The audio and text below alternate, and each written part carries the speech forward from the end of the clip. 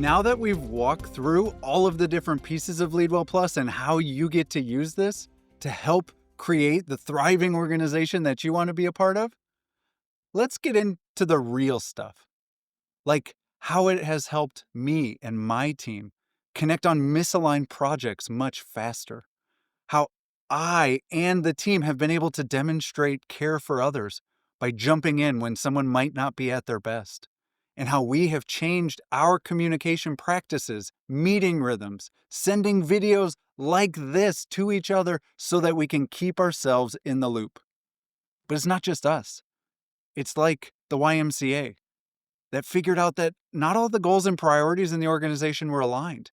And so they spent time going back and doing that only to grow their membership, their fundraising, and their employee retention.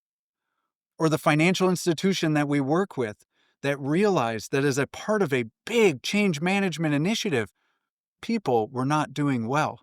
They were confused and thought they were going to lose their job. And an outstanding leader showed up and for 2 weeks communicated, helped point to where folks were going and what we could do that was inside of our control. And you want to know what? They are thriving. Everybody went and began working where they were going to work on, what they were going to work on. Not only are they doing better personally, but the organization has seen a growth from 1% to 5% since that happened. This is the power of LeadWellPlus in real life. So let's dive into the real questions that everybody asks once they get into LeadWellPlus. They ask, are you sure that my information doesn't go beyond my leader?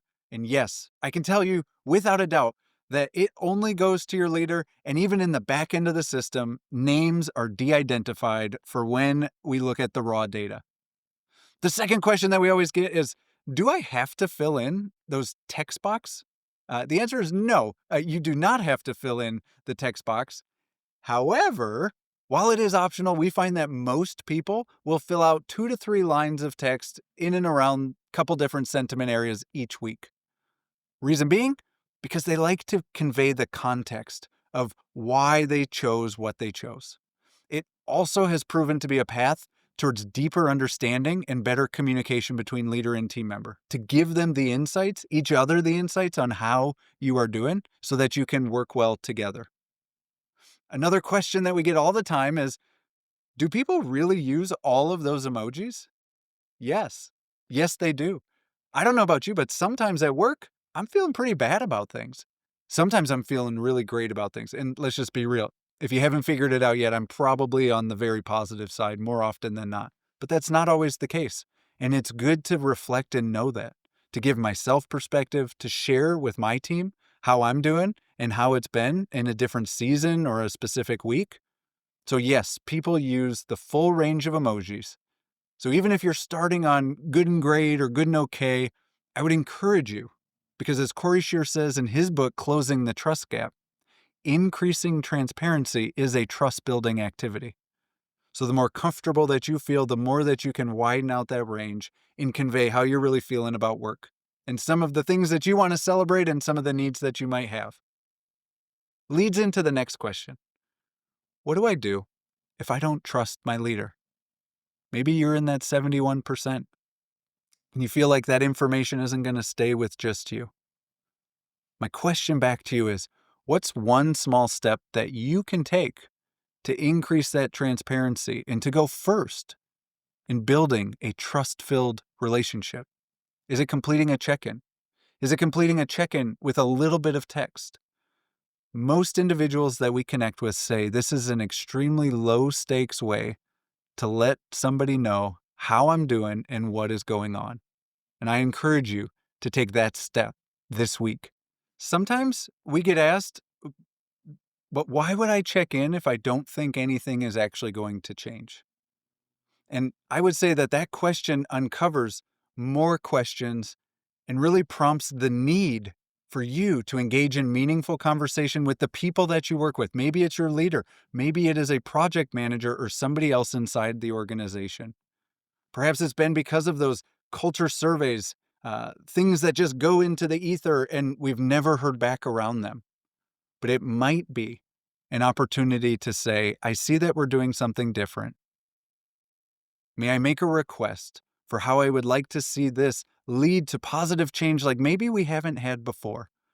And if you engage in that conversation, you're giving yourself the pathway for your own feedback and check-in to be meaningful, for celebration, for course correction, and for the most appropriate action to build the thriving team and organization that you want to be a part of.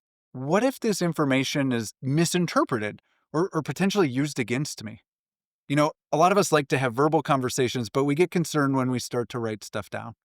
And here's what I would say is that misinterpretation, while it can happen, we encourage and guide folks to that next step of follow-up. After we check in, we should follow up. This is the beginning of the conversation, not the end of the conversation. So when you get asked questions, or if you need to take and say, can I call out something that I put in my check-in last week?